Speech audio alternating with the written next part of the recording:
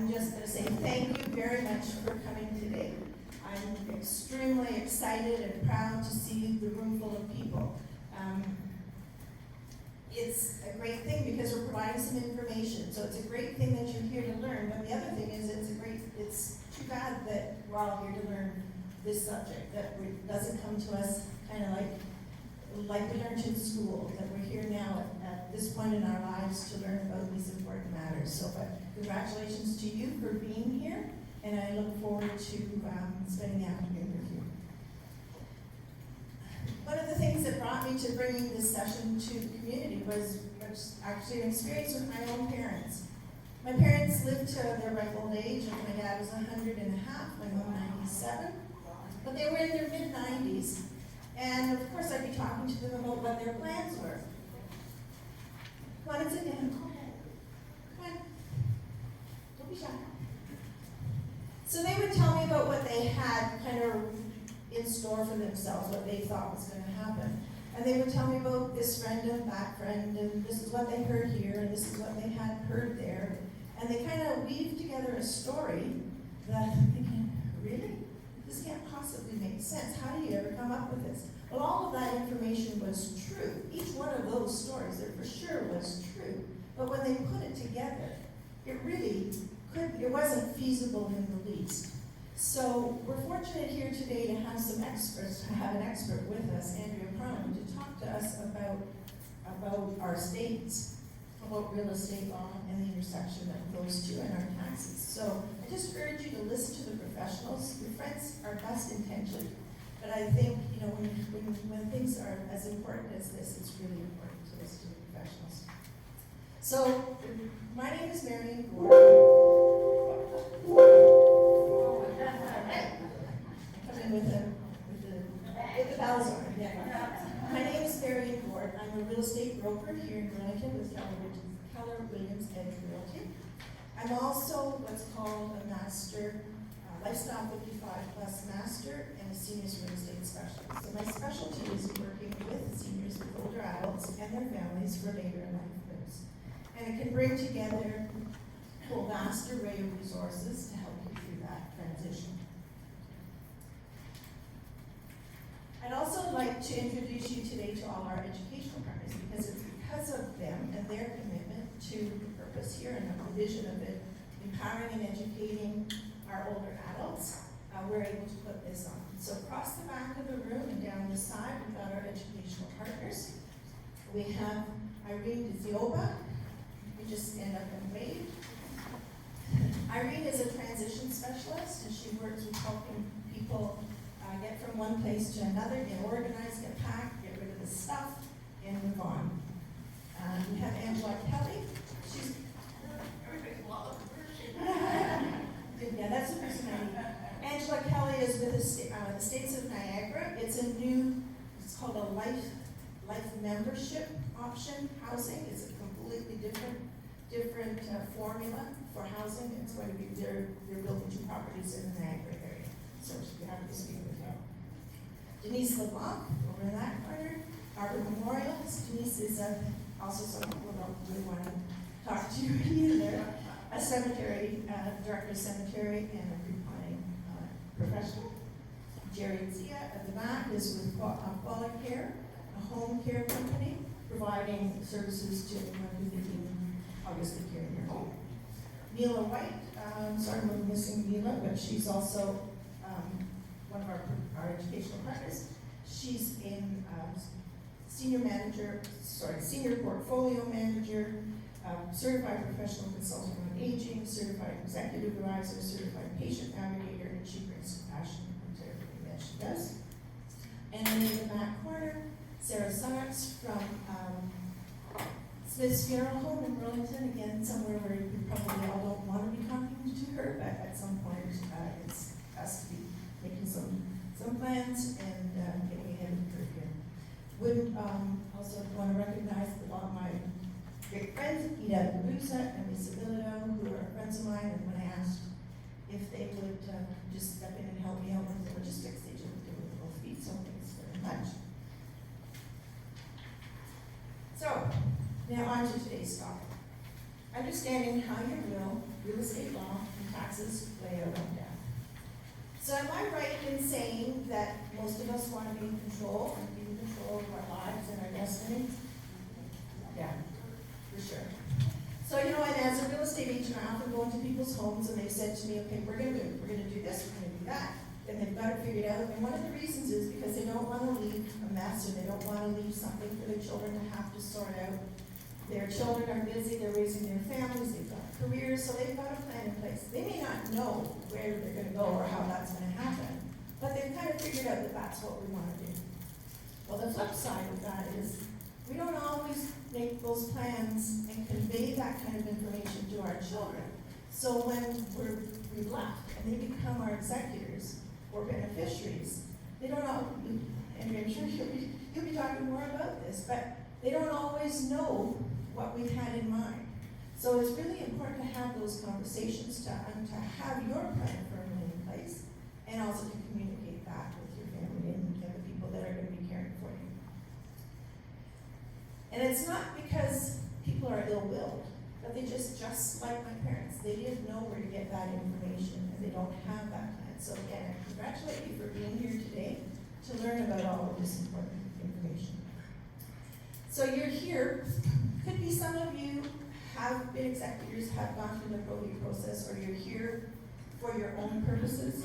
I'm going to ask you to listen with 2 ears here. So one is for your own, but the other is if you happen to be in a situation where you are the executor of someone else's will. Because you're going to be approaching it from the same perspective, but from a different perspective, because you've got kind of 2 different hats on. So fortunately, today we have Andrea Parliament here with us, Andrea Parliament Law, and we're pleased that you're going to be able to help us through the pieces and help us make sense of all of this information that we need to know. You told me we're going to cover types of ownership, designated beneficiaries, secondary wills, what happens during probate and whether it's always required, and the tax implications, and choosing an executor. So, without further ado, here we go. Thanks very much. As you can see, that was my picture in 2010 when I opened up my practice. It was kind of like having children, it aged me.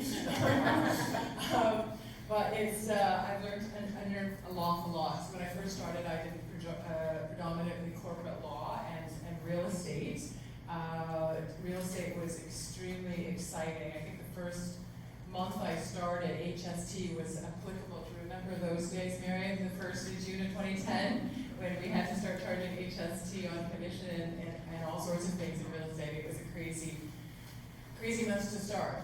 And at that time, I had very few of my clients were interested in wills. It was a very small portion of my practice, and estate was even smaller. So for lawyers, we make the distinction between estate planning before you pass and estate administration. So once you pass away, you're obviously an executor is working on your estate. And the 2 types of law are quite different, and usually different clerks will work on that. I had very few estate files when I first started, thankfully, and I got to learn slowly over the years. And in most cases, of course, nobody goes to a lawyer unless they have to. So I learned with the problem files. So gosh almighty, I need somebody urgently to deal with this rogue, usually power of attorney. People, if they're going to start to abuse estate assets, will do so at the power of attorney stage. So, but before I get into some more details and a lot of this, I want to just get an understanding of pretty much what you as a crowd are interested in your experience levels. So the first thing I'm going to ask you is how many people have acted as an executor of somebody else's estate? Okay, gosh, so we got a good 3/4. Okay. And how many of those 3/4 have you thought that it went swimmingly well and you would do it again happily? Okay, we lost about half there. Okay, right. And how many of you who did it? How many of you actually got compensated?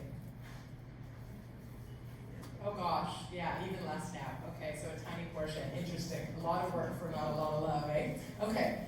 So, and then how many of you are currently in your own home, your own real estate, and wondering how to handle the real estate as part of your estate planning process? Okay, majority. Okay, great.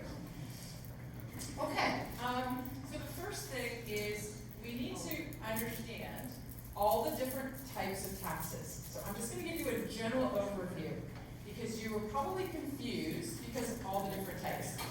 So when you're dealing with the sale of real estate, anybody know the first type of tax that's going to be involved? Land transfer tax, exactly. And if you're familiar with land transfer tax, it's a whopper. I think it's, I can't remember, but average land transfer tax now is about $15,000-$20,000 on your average sale, which is around $1 million these days. So when you transfer, there's land transfer tax, okay? Now, also too, when you pass away, what type of tax do you need to consider? Anybody else? Death tax? Is there a death tax? That's an American term. Oh. There's a Canadian term, but the same thing. Anybody know? Probate tax. That's right. And that is about 1.5%. It's a staged number, so I'm not going to get into the exact, but roughly it's about 1.5% of the, and this is an important concept for today. I want you to remember one thing. It's the value of your estate, your probated estate. Your full estate, all the assets that you may own, are likely going to be much bigger than your probated estate. So you can pass some assets without having to go through probate. And if you go to a really good planner and you are really good about your estate plan, you don't pay any probate tax because you are transferring your assets outside of your will. Okay, so what does probate mean? Probate means you have to declare all of the assets that you want to transfer to your beneficiaries through your will. And there are other means of transferring assets upon your death that don't have to go through your will. So you go to the government and you say, here's a copy of the original will, and by the way, you do need the original will. And you also need an affidavit of execution, so you want to make sure that you have those from your lawyer, or your lawyer has those prepared. Some lawyers, for some silly reason, don't prepare those until you come knocking for the original will. We always prepare ours at the same time, and what that is, it's an affidavit signed by the witnesses who watched you sign your will.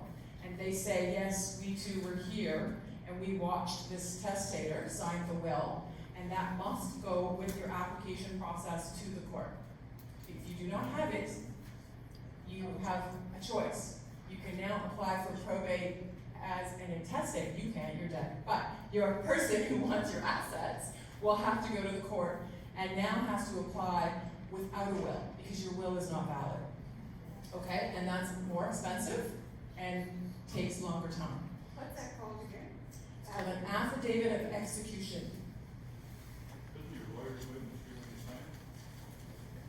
Your lawyer acts as a witness, and they are likely the ones signing that affidavit, and along with their clerk. So usually it's the clerk and the lawyer together, and then the lawyer acts as the commissioner of oaths. So usually the clerk is saying, yes, I swear I was in the room with Andrea and the testator, and on this day, and off they go, and you can see that their signatures match the initials on the will.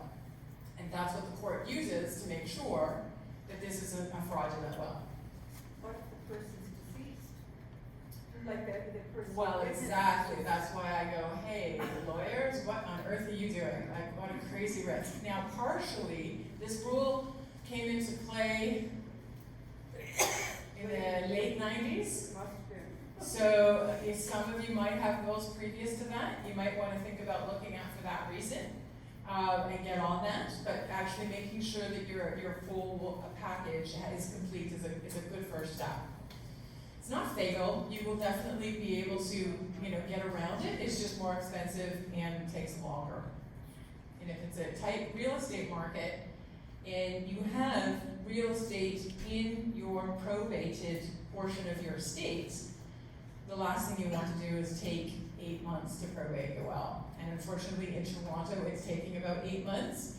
Halton has done a wonderful job of catching up with all the COVID backlog that we had. I think we got one the other day in as little as 6 weeks, but you never know. You don't know. So, does it have to be the original, because you get a copy from your lawyer, is that sufficient? It's, you know, you go in your state, you have to have the original. Really. It is the only document now that I have in my office that is not digital. So all my minute books, everything that used to be in lawyers' offices, you go through my office, you will see no paper other than existing files that we're working on. And I have 2 big will safes, and you want to keep them in a waterproof, fireproof safe, because you can't reproduce those, obviously. Yes, it makes a difference. So that's a good, so what would happen? What would happen if you lost your will? Anybody know? The law society. Yeah, no, they're gonna help. You mean, I think what you mean is the Law Society might help you find your lawyer who might find your original will. Yes, that's true. We do. When we close up our practices, we have to register with the Law Society and transfer those assets. Usually what will happen is you will send out to all your clients a notice saying, I plan to retire, or I'm selling my practice. Here's what I'm planning to do. Would you like to move, would you like to come and grab these originals, or would you like to find your own lawyer, or do you want to go with the lawyer that I have worked with? So that, a good lawyer should always do that. Many lawyers don't plan to die, and so many lawyers unfortunately die before they put that plan in place. But the Law Society should help you at least try to trace where that lawyer's assets are. But for example, I have a colleague here in Burlington that passed away in 2019, and his wife came to me about a year after he passed away and has done 60 wills on, and I'm holding them for people here in Burlington. And I don't know that they know that I have them. So, that, you know, that happens when people die really quickly in tragic accidents or so it's not perfect. And it's just recently, because I've been through it, and I could always show the, just a copy of the will, like who sent it to that bank. So if you go to a bank should be asking you for a notarial copy, which means a lawyer or a notary has signed and confirmed that they've seen the original, but we're not letting the original out of the office, so they can rely upon it. So a notarial copy will get you by with a copy, but no, a copy, as a matter of fact, a good copy of a will should never have your signature on it. It shouldn't literally be a photocopy of your signed will. It should be an exact replica of the will you signed with a copy stamp on it. You do not want people being able to see your will fully executed. It's so easy to, especially with reproduction technology today. So no, a good practice, a good lawyer would always copy it so that it's clear that it's a copy. The original should be traced. The answer to my question, which is what happens if you lose your original will, is that you have to go and apply, or for example, your kids don't know where it is. So they don't even know that it exists. So, and that's happened. I've just recently realized a couple of my clients have passed away and I now have their will. Nobody came to me and announced. The children would have to apply if there's assets. If there are assets that have to go through probate, they would have to apply to the government as an executor without a will. And it then goes according to the Succession Act, which is that it goes to your next of kin. So a portion of it will go to your spouse, and then the children will receive, I think it's 1/3, 2/3. And then if you don't have a spouse and you don't have kids, then it goes to your parents. And if you don't have parents, then it goes to your cousins. Brothers and sisters, and then to your cousins. So it goes out by degree. So I do feel a little frustrated sometimes when I see those advertisements that say you don't want the government to get your assets. The government won't get your assets unless the rest of your family abandons you. So they do have rights under the Succession Act. So it would again be longer, it would be more complicated. You have to prove affidavits, you have to prove divorces, you have to prove.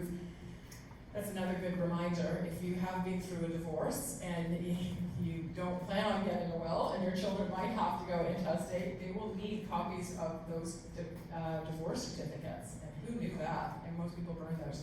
So you want to think about how things are proceeding. But now let's carry on. So we're going to talk about subject to probate. There is no way you can, well, there's one way, and I'll talk about that at the very end. So assets subject to probate. Basically, whenever there's somebody in control of your asset, like a bank or the government, who is needed to be involved in the transfer of that asset, so even a vehicle, right? You have to go to the Ministry of Transportation to get your vehicle transferred. You are going to need some form of authority. So when you hold real estate in Ontario and it's jointly owned, Would you mind if I give her a copy of that? oh yeah, no problem. I think we're gonna have it for distribution on the resource site. Sure. Yeah. Oh, Yeah, for sure, yeah. Okay, so real estate in Ontario that is solely owned has to go through probate. So if you're the last one in a couple to pass away, we will have to probate that will, unless we have another plan in place. And so if it's jointly owned, you are for sure with right of survivorship. Who's heard of that term? Okay, right of survivorship. Anybody want to explain what that means? Survivor, actually. Goes to the spouse. Goes to surviving spouse. Yeah, the last to die wins. Yeah. Right, last to die wins. There's something in that, it's a joint, property's jointly owned, goes right of survivorship. What about all the other personal belongings? In the home? Of the person that's passed away, is that subject to probate or it just goes over? Or gets ignored. Great question. You have to, everything that you own is supposed to be declared. So the executor has to do a survey of the assets owned by the deceased and declare those. And they sign an affidavit. So just to be clear, an affidavit is something that you are saying, I hereby swear this to be true. And the reason you're saying that to the Commissioner of Oaths or the notary is so that if the person relying on that affidavit wants to sue you, they don't have to examine you. They get to go right to the judge and say, here's the affidavit. This is immediately entered into court. You swore this before. You don't have to swear this again. So it's admissible immediately as evidence. So whenever you're being asked something to swear something to be true, realize that it could be used against you if it's not actually true what you're swearing. So the affidavit you're swearing on probate is going to say, what assets do you have?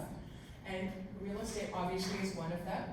It's the one exception where you get to deduct the mortgage against it. So you only pay probate tax on the value of the home minus the value of the mortgage. Okay, if there is one. Every other asset that might be, like if you had a boat and had a loan to buy the boat that you hadn't paid off, unfortunately you're going to be paying probate value on the full value of the boat. Okay, The line of credit attached to your property. Same Not thing. to the mortgage, Same thing. It's an encumbrance registered against your mortgage, you'll get the same benefit. so it counts as a mortgage. It does. If there's a balance on it, yeah. Yes? But all furniture that's probably under insurance. Yeah, the furniture, okay, that, I was getting around about to your question, I promise you, it's the same question.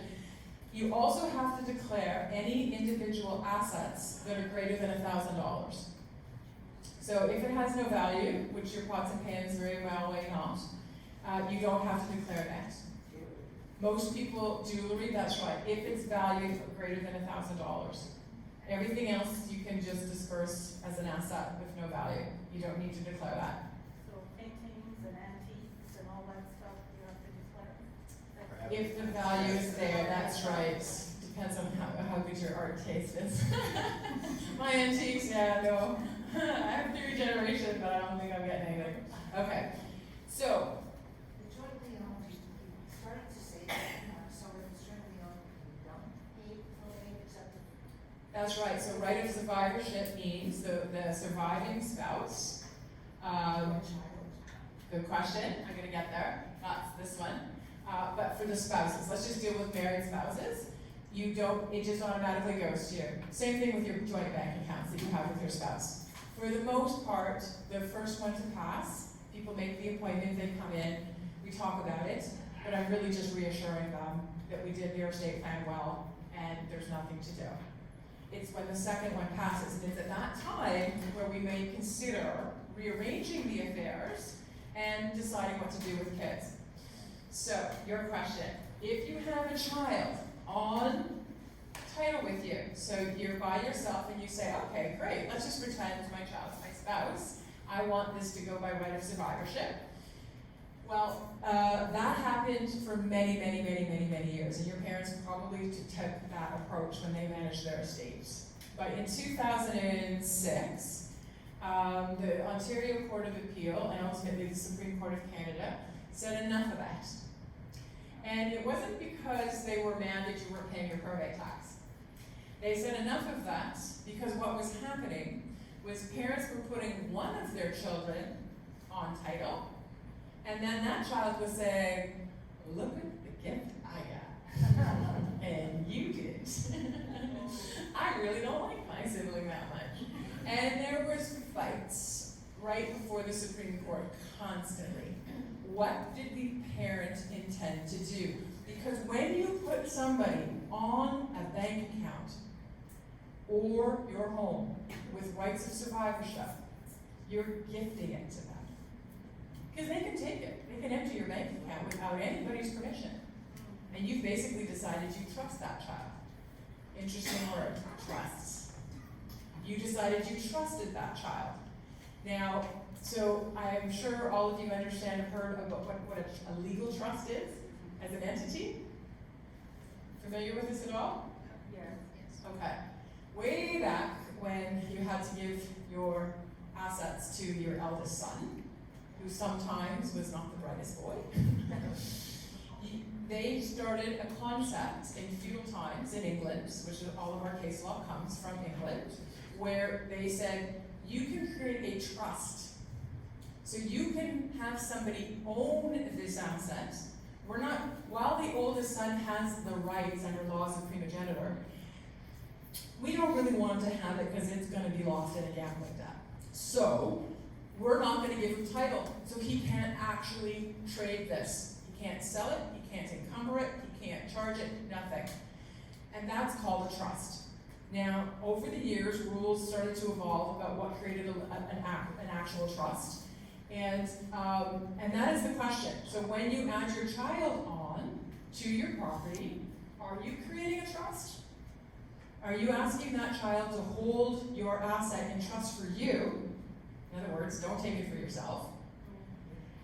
Or your other children, which you're expecting him to share with on your passing. So a lot of people try to avoid probate tax, that 1.5%, and walked into the challenge of being unclear about whether or not they intended to gift that house to that child. And it's particularly rife, and I have probably at least 10 files right now in Burlington with people who have adult children who have helped them unbelievably through their challenging health issues or still live at home. And the question is, does that child who lives there, do they inherit this house? And and oftentimes that child's income is needed. As we think about some of the options that we have for staying in the home, as housing prices go crazy, it's going to be tempting to get mortgages. And you're going to need your child's income, because if you don't have an active income as a senior, it's hard to qualify for a mortgage. So a lot of people are putting their children on title to be able to qualify for the mortgage. And the child is sometimes contributing to that mortgage payment, and sometimes not. And it's messy. Really, really messy. So, when you put somebody legally on title, normally the answer is they have legal rights to that asset. Until Bacor versus Bacor, and now, if you intend, the assumption is, it was the reverse, previous to 2006. Now, if you put an adult child on title to your home, and they have not made a contribution to the purchase price, they could be paying rent in the meanwhile. But if they didn't buy it way back when you bought it, it's assumed to be held in trust. And if it's held in trust, it must be declared in probate. So you can't get away with avoiding probate tax by putting an adult child onto ownership with rights of survivorship. Can I ask one question?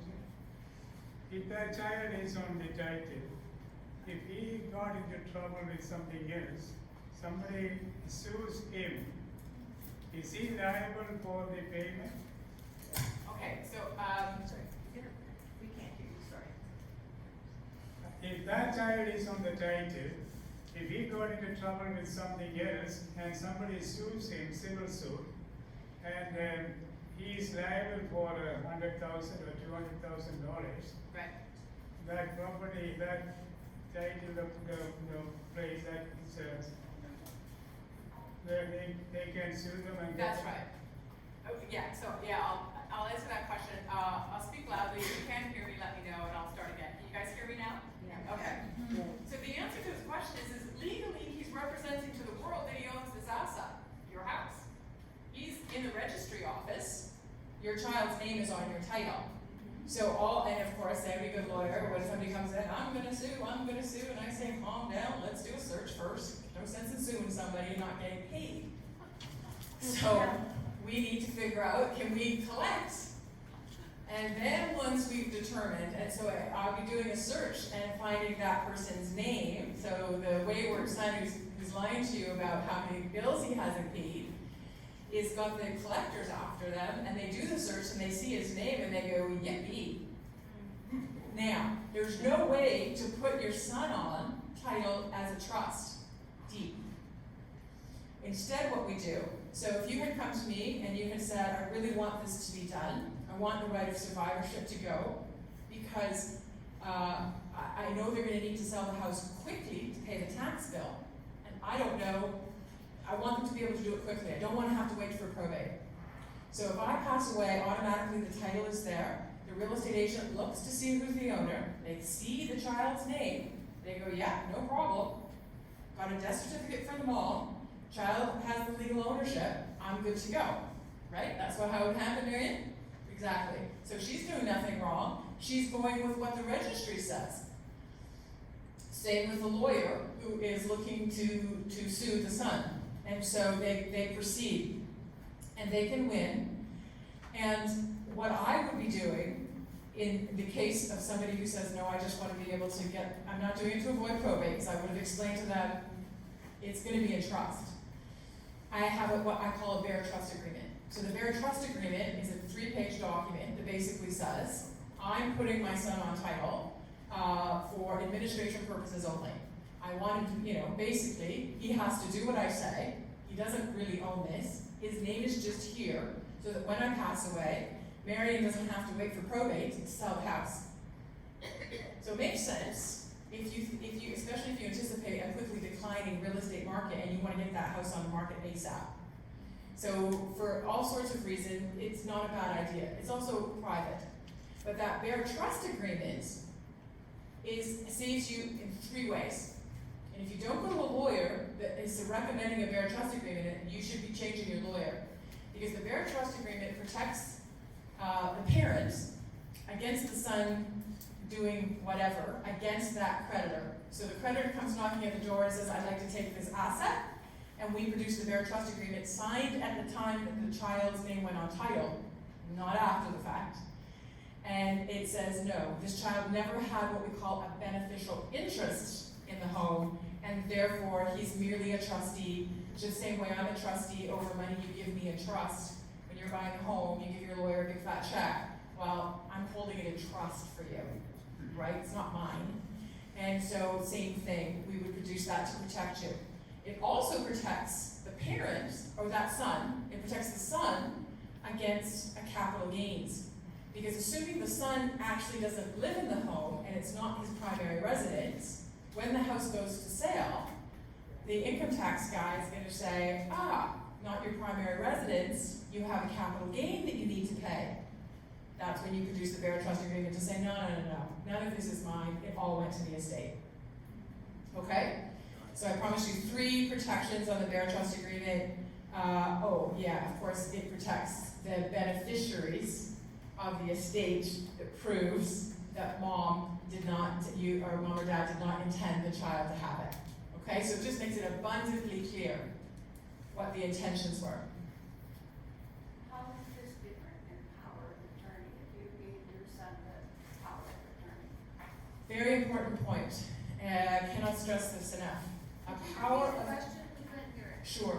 How is any of this different from a power of attorney?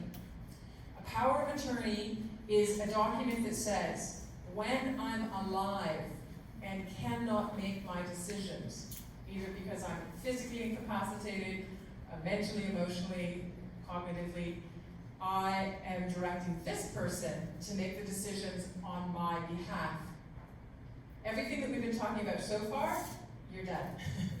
So the moment you pass away, that power of attorney is null and void. Okay? So your power of attorney is a different document under a different act. It's under the Substitute Decisions Act, and can be different. Most people appoint the same person to be their executor as their personal property. There's a power of attorney for property, which manages your financial affairs. Your power of attorney for personal care, which manages your healthcare decisions. Most people have those 2 roles split, but they join up the executor with the power of attorney for property if it's the same person. Is there a method of using one of these documents? We have 3 children. At the moment we're joint and last survivor, but obviously we would want to include all 3. Yeah. So we don't run across one being greedy. Gotcha. Is there a document? Does that bear trust cover that? Or could it? Okay, so if you put all 3 on title, are you talking about now or after the first one passes? No, I mean Now. now. Yes. It goes to whoever survives, but the survivor doesn't have too much worry about. Yeah, that's right, because it's a very stressful time.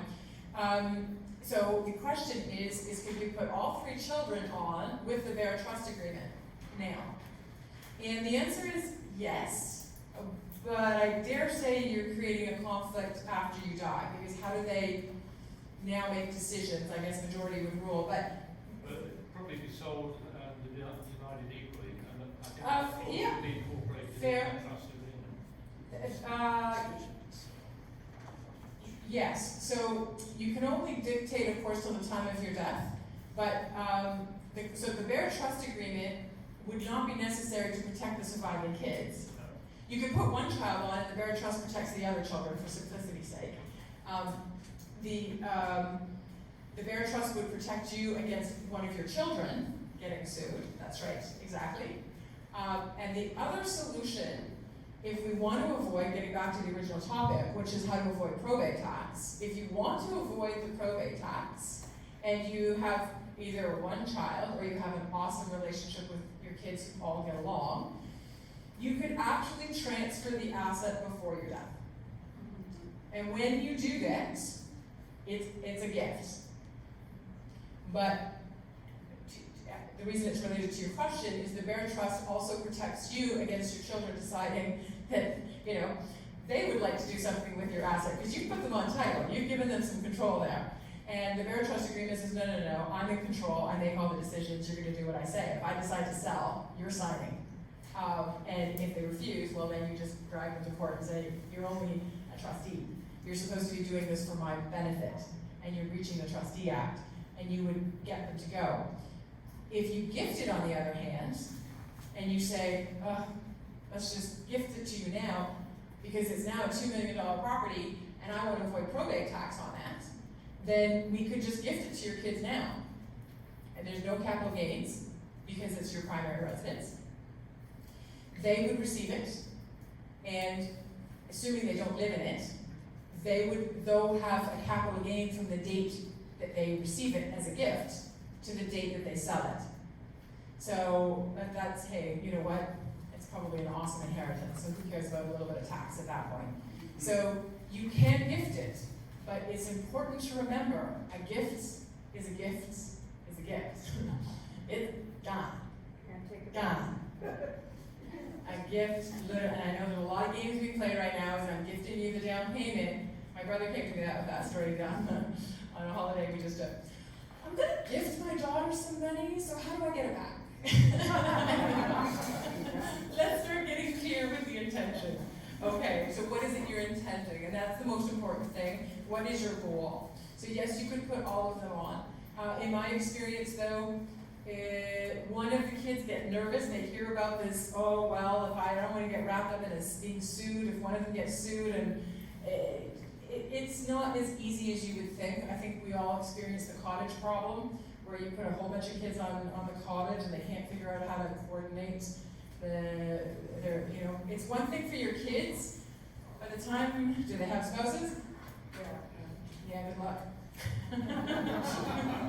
That's 6 people who need to agree on when to sell for how much and when, it's not, And then our marriage breakdowns as well, if the children's yeah, marriages break down. that's exactly right.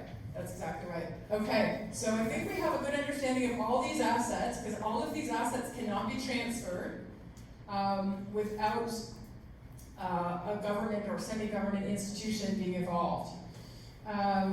So there we go. So could we just move to the next? I just want to say TFSAs and RSPs, they're not really. That's a really good question. So they're here because sometimes they do. And they do when you haven't designated a beneficiary. So sometimes if you've left it blank and you haven't designated a beneficiary, it will go to your estate automatically. And that happens a lot. Oftentimes I have clients and I advise them and I say, yeah, I think we made it, we got through, you don't have to go through probate. And we find, the worst is when you find $30,000 in a TSFA that goes to the estate, and now you have to decide, are you going to spend 10 to go get 30? Yeah. Okay. So assets not subject to probate. Gifts made before death. We just talked about that. But a gift is a gift is a gift. You got to have a lot of trust in that child, and a lot of trust in that child's spouse, and a lot of trust in that, not just in that spouse, but your child's ability to stand up to that spouse.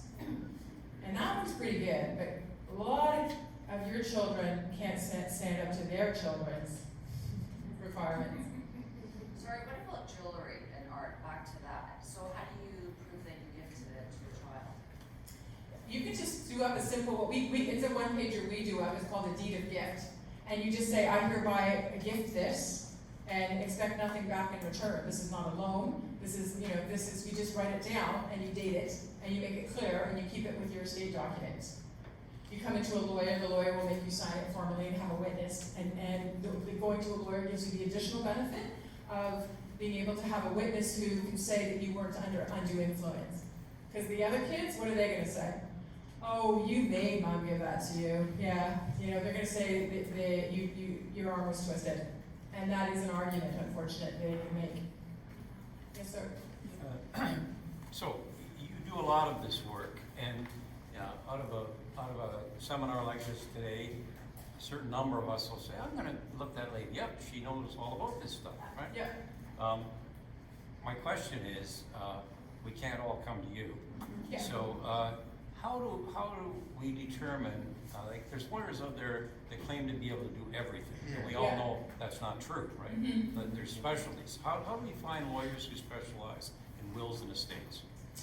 It's an interesting question. I actually consider myself to be a general practitioner now, because I was a corporate lawyer. I then got into real estate. I slowly, because I became, I left Bay Street because I didn't like transaction work, meaning I didn't like being a specialist.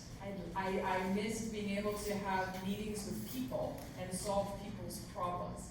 When you're a transaction lawyer, you're just an expert on preparing a slice of it. You work on a team. And so it's expensive. So when you're an expert, you, as people are today, and there's roles for experts, absolutely. When you're dealing with huge transactions, corporate transactions worth hundreds and hundreds of millions, you want specialists on your file. But when you're dealing with much smaller, what I call residential work, You want somebody who actually understands real estate, family law. You cannot prepare a will without understanding the 4 types of taxes. You can't prepare a will without understanding how real estate works. You can, you just can't do it well. And you can't do it with implications, and as soon as somebody's situation deviates from to my wife and to my lovely children in equal shares per surpiece, which is, you know, the millionaire's family where nothing goes wrong, then you're in trouble because now you have to understand how do all those taxes interact with each other.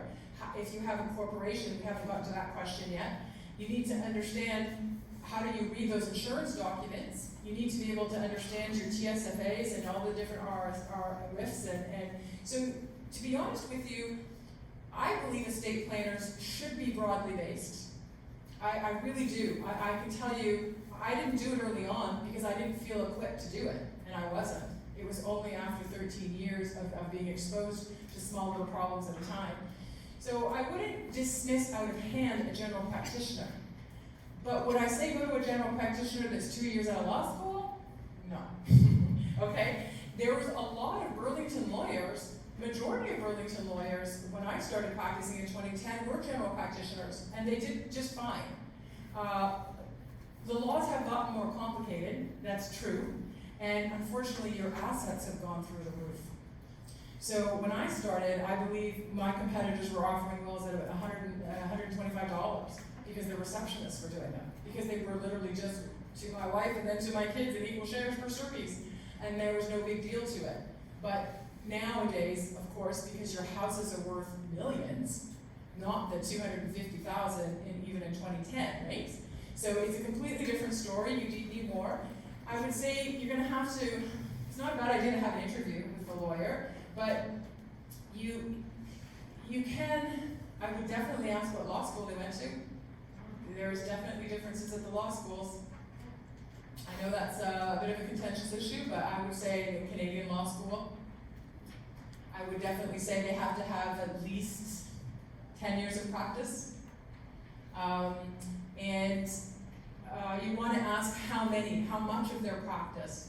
The problem with having one area of practice is that if the real estate market goes down, as it has, right, in the last 2 years, for sure the volume for not the prices, but the volume for real estate has gone down dramatically. As a lawyer, you're sitting there with all these real estate clerks, and you're out of business because you're too exposed. So most lawyers are going to have a few areas of practice. So a good question is maybe aiming for a lawyer who has at least 30% of their practice in estates. And you also learn a lot when you're administering those assets. So when you actually have to go to probate and you have to help the executors, I learned a lot going through that process. So asking how much of estate planning they have, for sure they should have real estate. They don't need corporate, they don't need family, unless you have a corporation. If you have a corporation, your estate lawyer should have an understanding of corporate law. Does that help? Yep. Okay. So, while we're on that topic of corporate or secondary wills, Ontario has this fantastic little thing that no other province has, and basically, if you have assets, so if you were a professional or had a business, and you still have money, if you think that you're gonna pass away with money in a corporation, get a secondary will. It's an extra $600, and what it does is it protects that expensive jewelry that you were talking about, Irene, and art. So my secondary wills basically say, any of my belongings, any vehicles, any arts, and any shares in a company, private, can't be mutual funds, it can't be public companies, but if you own shares in a private company because you were a professional that had a professional corporation and still living off of that retirement money from that company, or an operating company, or a holding company, it doesn't matter what kind of company, but if you have shares in a company, those do not have to be probated as long as you have a secondary will. So the secondary will is an excellent tool that many people with businesses use to avoid probate tax on all of the assets in that corporation. As well as, that's where they get to throw in if they have the art collection or the jewelry, okay? And, there you go, about the RES piece for your grandchildren probably. We talked about joint accounts, designated beneficiaries, you definitely wanna do that, right? You wanna put your designated beneficiaries to avoid probate. This is important though, if you think about it. If you have large capital gains, so say you have large RRSPs that you have put in, and they've done really, really well, but you know you're gonna have on your death, right? You can avoid taxes in an RRSP, but you can never escape them. You will be paying tax on your death. And that capital gains tax, if you're doing great and good planning, is gonna be large. So you could easily have, if you've gained like, $2 million in your assets over your lifetime, you can have 50% of that will be taxed at capital gains at whatever rate your estate's gonna be at. So it can be a whopper of a tax. Your estate has to pay that income tax. You need to be careful though, because the very asset that caused the gain, your RRSPs, the designated beneficiaries get that money outside of probate. So your executor doesn't get that money. So if you have $500,000 in your RRSPs and you've designated to your children, but you are two of your children, not all of your beneficiaries, just some of your beneficiaries, and your executor is going to have a tax bill they can't pay. So your other assets and the residual beneficiaries who you think are getting the majority of your estate through your will be paying the tax on behalf of those who received it directly. Are you guys following me, or is that too complicated?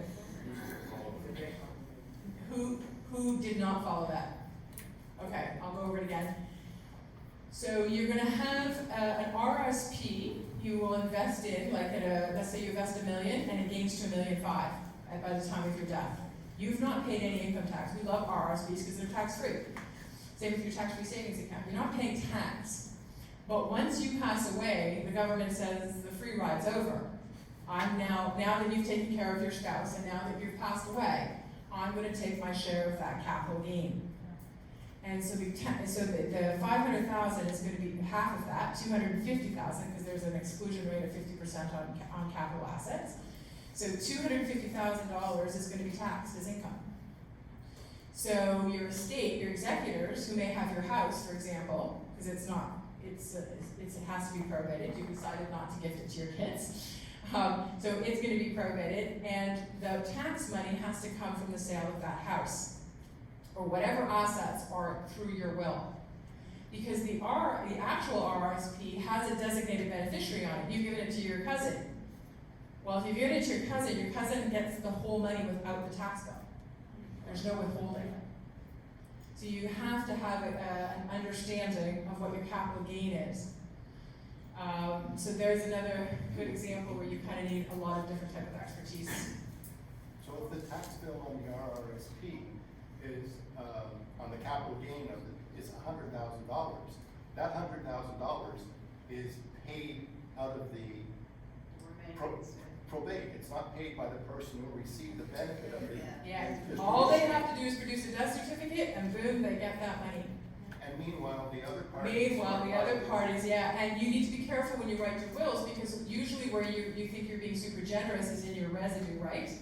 I'm giving my watch, I'm giving my baseball cards, and I give the residue of my estate to my kids equally, or not equally, whatever. But that's where you're thinking you're being super generous.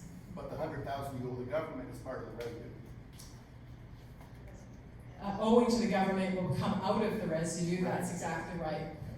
Okay, so you just need to make sure you're planning that and thinking about that as you draw down on your RSP over time. For TFSAs, Yeah. can you gift your amount of money in your TFSA, say you have 3 children, you divide it equally, you give it to them before you die? Yes. Is that taxed in any way? Like say you personally withdraw it and then you give it to your children? Your tax-free savings, I don't believe your tax-free savings is. So you don't have to pay tax? Or Uh, nobody has to pay tax? So gifts to it, gifts, when you take it or not taxable. Well, gifts aren't taxable, no, the act of gifting is not, but when you take it out, so you're gonna have to liquidate it, right? So you're gonna have to liquidate it, but tax-free, your RIF is, for sure, like your RSPs, when you take them out, you get taxed. I don't think you do, because you never got the tax deduction in the first place with the TSFA, right? You don't get the tax benefit in the year that you contribute, you just accumulate the income. So the income that you would have gained on your TSFA will probably be triggered. So say you $10,000 you put in, you didn't get a tax deduction in the year that you contributed $10,000 to your TSFA, but you gained, say, $100 in interest. You would probably have to pay income on your interest that you gained, but not on the actual $10,000. You don't even have to? No. Okay. It's always tax-free. Always tax-free. Yeah. There's no way of gauging what the interest would be. Because you could have all different kinds of instruments inside your TSFA. It's just a maximum how much you can contribute. Gotcha. Okay, so the answer is no. Not an accountant. Currently, I believe half my children as a beneficiary. Currently you say you have, My children as a beneficiary, I vote for Rick. and that's why I'm wondering if what you're saying is true, because what's the benefit of having a designated beneficiary if there's no taxes owing on it? I agree, but I think that was only totally confused That was only told to you by, my lawyer was like, probably. to avoid probate, exactly, that's exactly right, which is what we advise all the time, so that's why I'm not 100% agree, like, I agree with you I'm not sure, when you die, I guess the question is when you die, what happens, right? But if you take it out, maybe that's different than when you die. But if you gifted before that, But don't you have to take it out to gift out? yeah. There's no rollover, No, so you need to take it out, and the question is when you take it out, are you taxed on the income? Okay, Any tax-free account is free of tax. Any Well- gain is free of tax. If you cash it. so what would be the benefit of putting a designated beneficiary on It it? just identifies to the holder of the account Yeah, who has a right to it. That's Okay. what it is. okay, It's just saying, this is the person I want it to go to. Right. If they produce the evidence, they can take it. super, So the tax is free, Got it. because that's the purpose of the account when it was created. You put money in and Yeah. it came from a tax deductive source already, Right. your income. Gotcha. So you put it in. yeah, Any gain, the government has said, we don't want the tax on it, it's your profit. yeah, Whether it's left in the account or whether it's cashed out. If I cashed out my tax-free savings account today and gave it all to my kids, they wouldn't have to pay tax on it, nor would I. right, That's the answer. okay, okay, Can I say something? RRSP, when we have to pay tax on. When we die, it goes into our children, they have to pay tax on. well, only one, so your estate pays, so you pass away and your estate pays the tax on it, Right. and they receive it, goes into the estate accounts, and they receive it tax-free from the estate. But the estate has to pay not just the tax on that, but the tax on all of your assets. And another thing I heard, so many of us are much older. If we have last to die insurance Last to die insurance, yep, for $150,000 or $200,000, okay, if you have two children, you can right there, when we die, my wife and myself dies, the amount of 200,000 equally divided goes into our children, goes to our children. When they are to pay the tax, they can use this money to pay the tax. sure, The insurance money is tax-free. that's right. You're assuming they get along, and you're assuming that they're the same people as the executors. And that's okay, you can make those things true, and you can easily make that decision, and I would probably say in about 70% of the cases, it will work out just fine. Yeah, go ahead. Where does the liability come in? when you pass, any tax or any debt liability, where does the responsibility go?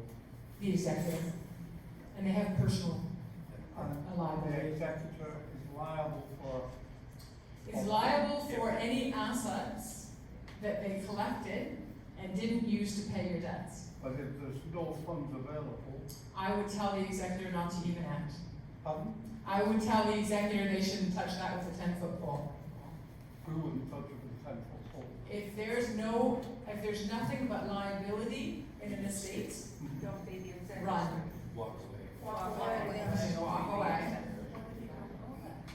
Not answering the question, you're giving the hyperbole. I'm asking, where does the liability lie if you pass on debt or With tax? the estate.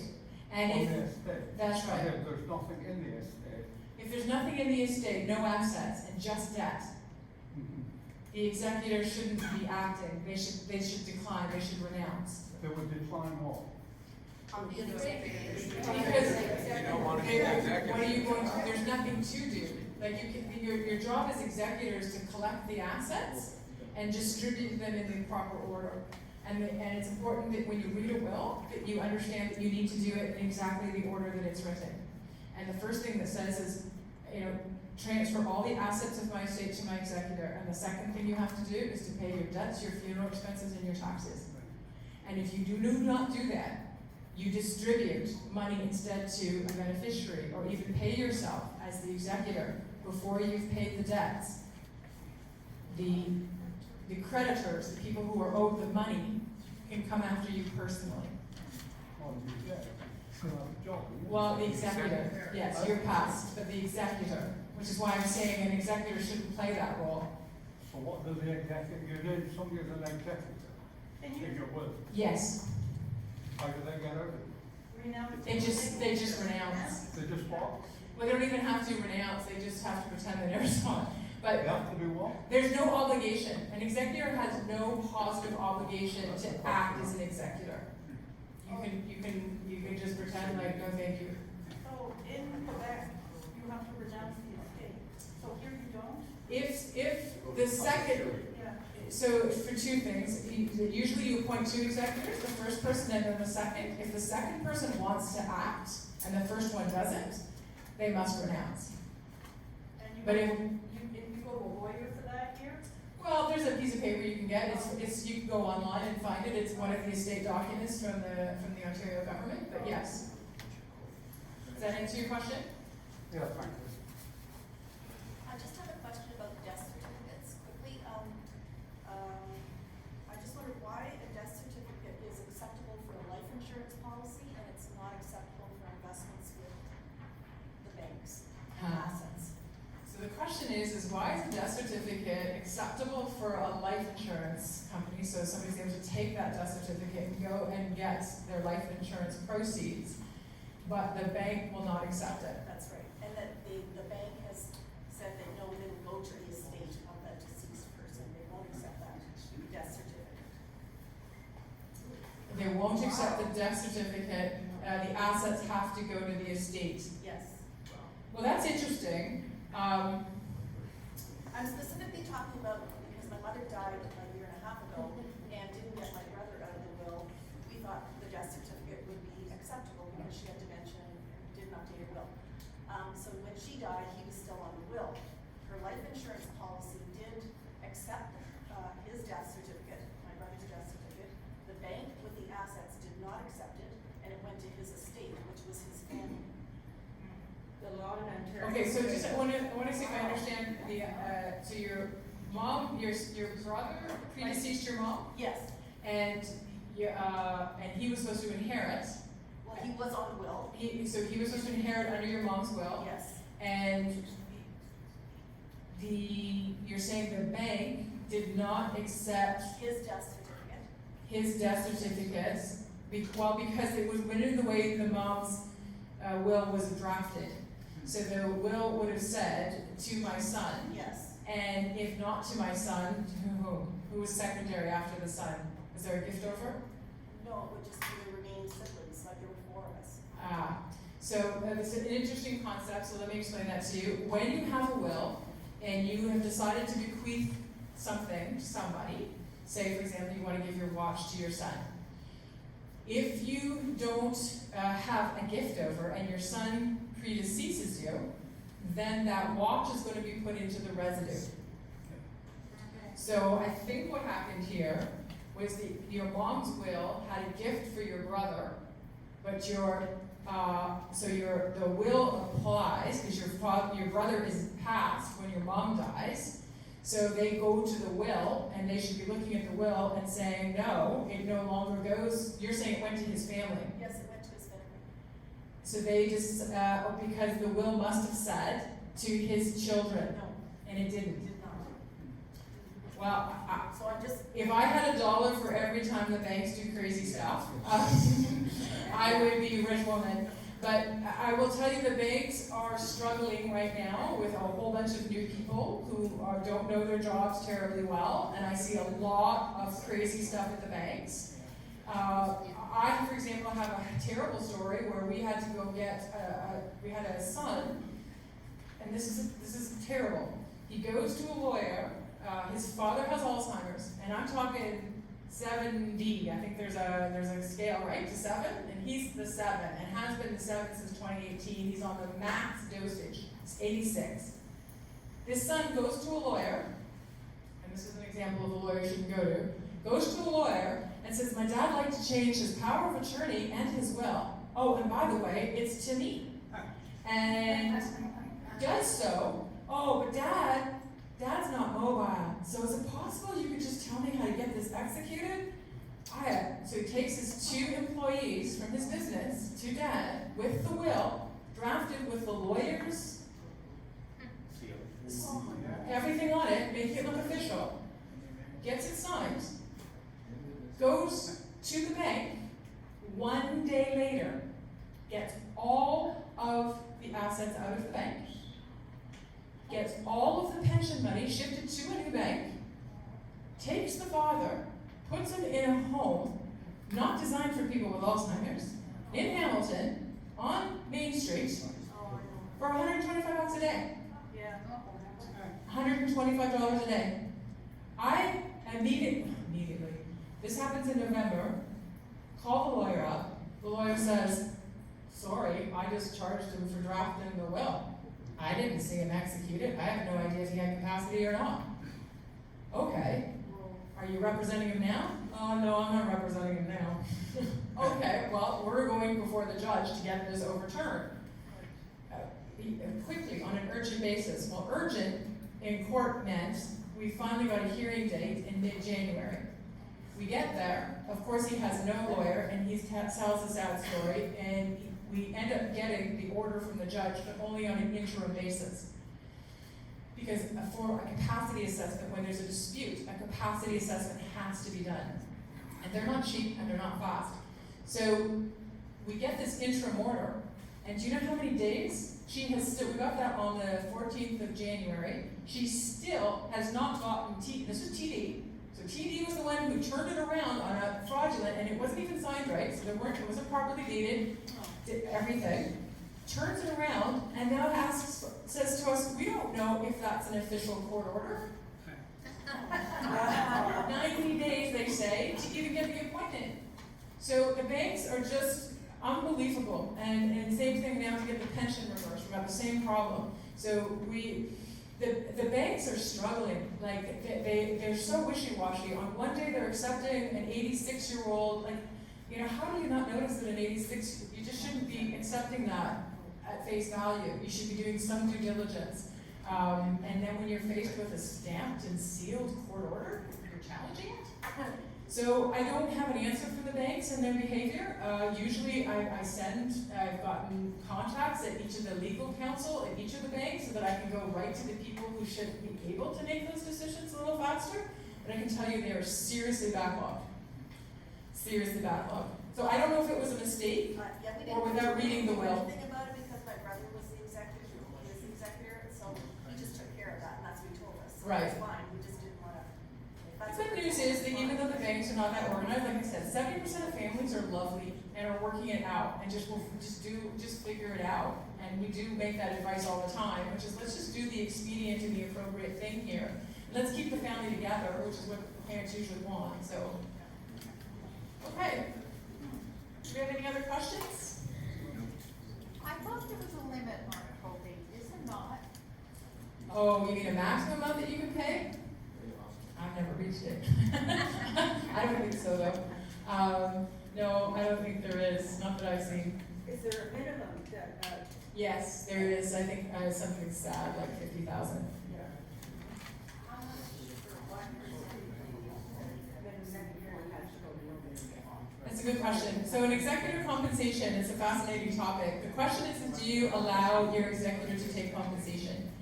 You can say in your will, no, you're not allowed to, because I gave you part of the residue, or I expected you to do this, or whatever. So you can say actively no, and in which case they cannot take any compensation. But you must say no in that will. If you leave nothing in that will, if you say nothing about compensation, they're allowed to take it if they wish. They can make the argument for it. And then of course you can expressly authorize them, or tell them, or instruct them, please take it. The executor role, ironically, is what everybody worries about, but honestly, it's nowhere near as difficult a role as your powers of attorney. I really feel badly for the powers of attorney who are, not the financial ones, they tend to be easy with online banking, but the people who are in charge of the personal care. We are not going with the fast heart attacks anymore. We are going with, dementia and mobility issues and really challenging things that go on for a long period of time. So I highly encourage you to think about how you are compensating your power of attorney for personal care. The people, and those are, to be clear, the power of attorney for personal care is the person who's supposed to be making the decisions. They're not necessarily the person who does all the work. Most women don't see the distinction. I'm trying to tell them, listen, it's actually, you're just supposed to be making the decisions. You should be hiring people to do this, or you should be paid yourself. And if you are doing things like running to the medical appointments and constantly cleaning and cooking and all the rest of it. So I highly recommend that you do that, because if you think about it, your assets should be used for you. Don't worry about your will. Make sure that your assets are being used to take care of you while you're alive. And if it's a long, slow demise, you want that power of attorney to stick around. Because again, it's a voluntary position otherwise. They can renounce at any time. So think clearly about that, and I would say, again, the number one dispute that I see in wills is let's treat the children equally, but the children do not contribute equally. And the kids are expecting some sort of an acknowledgement that they either over-contributed or didn't cause the problems or whatever it is. But think about how your kids are supporting you and what's involved with that. It's well worth it, and I would say that would avoid so much of the conflicts that I see. can an executor be a beneficiary? Yes, and often are. And as a matter of fact, I often would recommend that it be the same person because they're self-interested. Yeah, they just can't be a witness. What is the tax implications on gifting? There is no tax implications on gifting except for like if you have an asset, if you're gifting an asset with a capital gain like a cottage. No, let's say you're gifting cash. No problem. No consequence. No. The only time that there's a consequence is if you're selling an asset that has a capital appreciation, except for TSFA. I have a story that maybe you can comment on. So there's a colleague at work. She, her first husband passed away, but she still has a relationship with his family. One of the brother-in-laws died suddenly, unexpectedly. The two remaining siblings, which are brothers, live in the States. And so this man died, the man died without a will. Yes. The two brothers in the States recused themselves, or they said, no, thank you. Renounced. And so now this colleague of mine, because she's an ex-daughter-in-law, I guess, Right. she took on the role of being the estate trustee. So it's gone to court, well, it's gone for an application to have that process. They're still waiting. This is months and months and months and months. Yeah. Only to find out that the gentleman that passed away was the executor of his father's estate. Right. So, and then there was no money anywhere to be found because, so she's maintaining the property, looking after all of this stuff. Yeah. Can't sell the house, can't do anything, Right. and waiting for the court Exactly. to issue. So there's, Yeah. It is a nightmare, and remember we talked earlier about why you would go through the bare trust, even though you're not gonna save probate on it, core versus core isn't gonna allow you to avoid probate tax. If you put your children on jointly, I still do it for exactly that reason.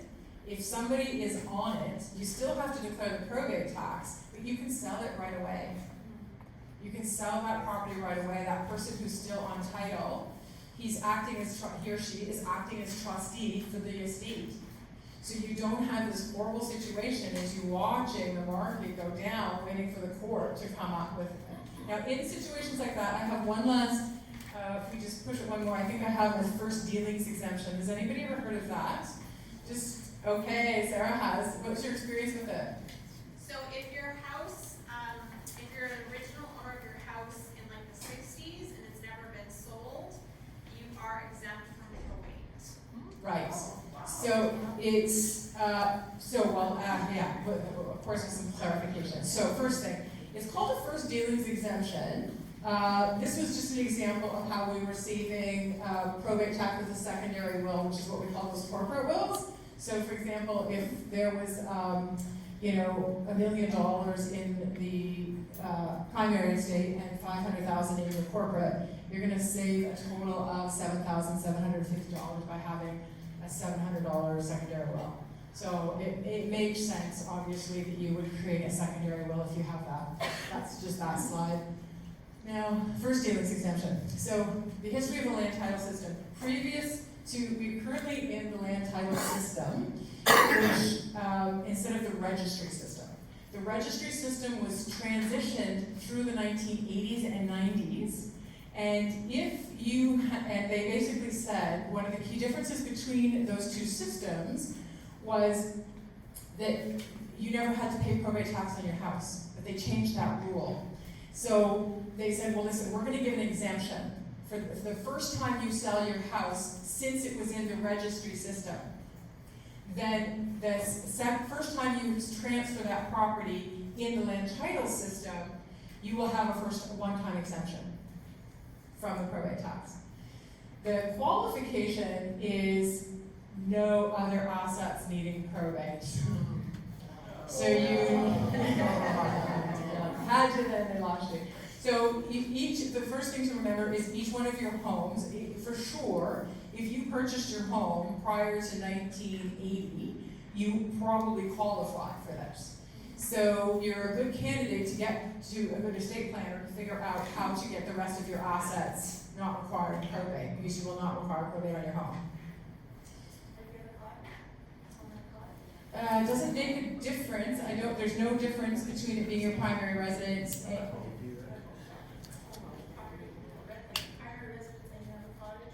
they're both eligible for the first dealings exemption as long as they both meet the qualification. Oh, are you asking if you have they're both in probate? They're both exempt. Assuming that you meet all other criteria, yes. It would be rare though. Can I ask one more question? The property the parents had, that is their main residence. When they die. Sorry, just so if I'm going to repeat this to see if I can remember what you said. The property that the parents had, that is the prime. and it's their primary residence. Primary residence. Yeah. So if it is in the will, we wrote that whatever proceeds when they get from the house, then they sell it, they can divide it equally among themselves, two people. So do they pay a profit? If you bequeath your primary residence to your beneficiaries equally, do they pay probate on that? Yes, they will, assuming that you don't qualify for this, when we sell it to a third party, there will be, yes, it will attract actually, yes, it will. And that'll be the value of the estate. The only way to avoid that is to truly gift it to them before you die.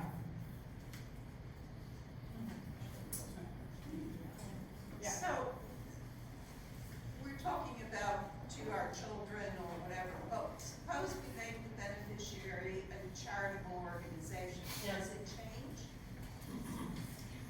Does the amount of the probate tax change? No. There is no, it's your income tax, it's affected by charitable donations. So you can reduce your income tax of the estate when you bequeath to a charity, but not the probate tax. No. What were the 4 kinds of taxes? Probate, land transfer tax, income tax, income tax, a subcategory of which is capital gains, that's right, and HST, so yeah, HST.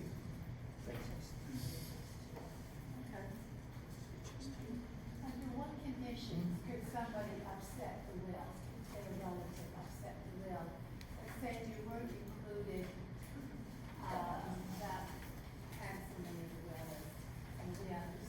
Yes. For a good reason. Right. They weren't. Right. And according to the, Yes. the, Yeah, I had a tragic story the other day where my clients came in, they're in their 60s, early 60s.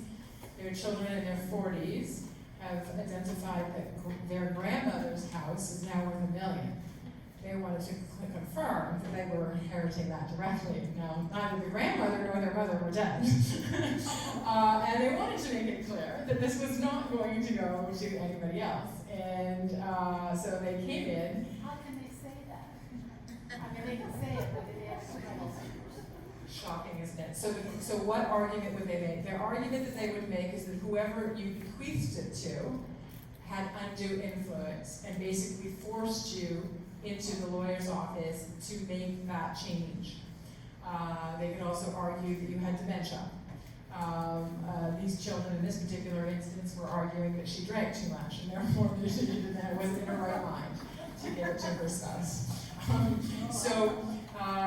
So what we did in that circumstance is there's a couple of things that you can do to what we call litigation proof your will. So the first thing is that in a situation where I'm anticipating that, I do probate notes. And those probate notes are basically just like your will. And I have the conversation with my clients and I talk about the reasons why they made this decision the way they have.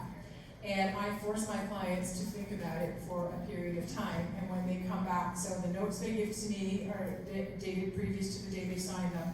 And they sign them the same day, in the same way. The witnesses sign them, and they sign them, and I keep them in my safe, not with the will, but I keep them in anticipation of that litigation one day.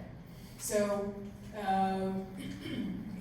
that obviously makes it clear that the lawyer was playing a role in making sure that there was no undue influence. And in my notes, I will say how you arrived to my office. Were you driven by the person who got the benefit?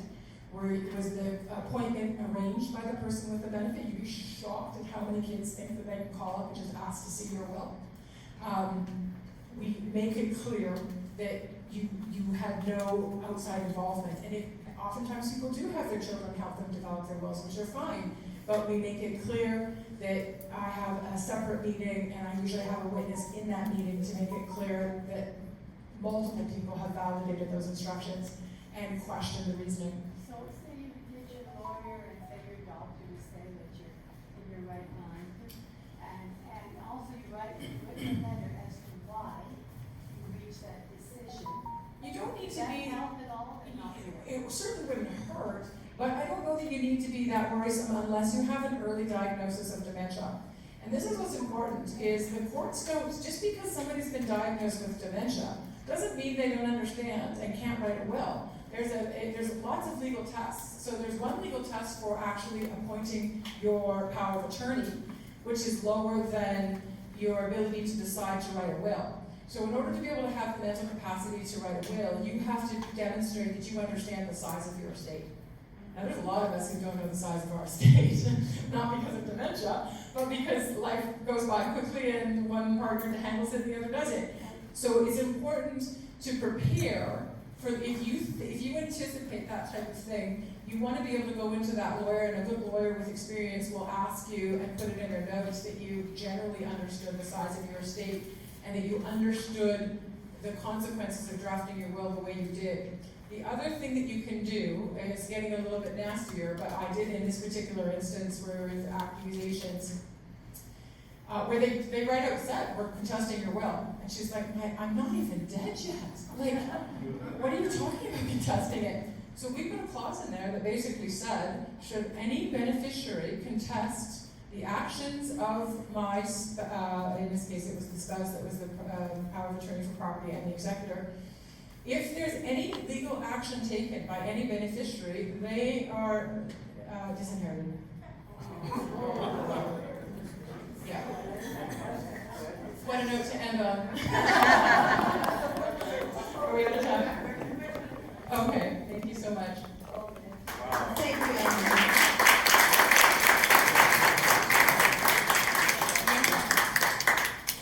So I just thank you so very much. We could be here all day. I'm sure there's endless questions for you and stories that we could share.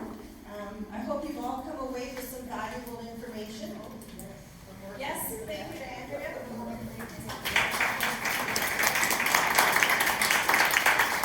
So just a couple of parting thoughts. Please take action. So that's one of my missions with my business, is that to encourage everyone to make their decisions now by choice rather than by circumstances.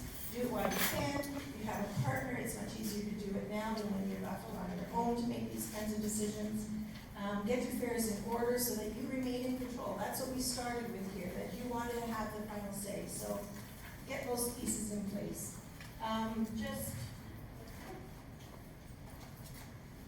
Again, wants to thank our educational partners who are here today. So none of us are here to sell you anything, but we really want you to know that we are caring, compassionate individuals and companies who have seniors and older adults in our best interest. So if you're looking for a service provider, please do call on them because you'll be in good hands.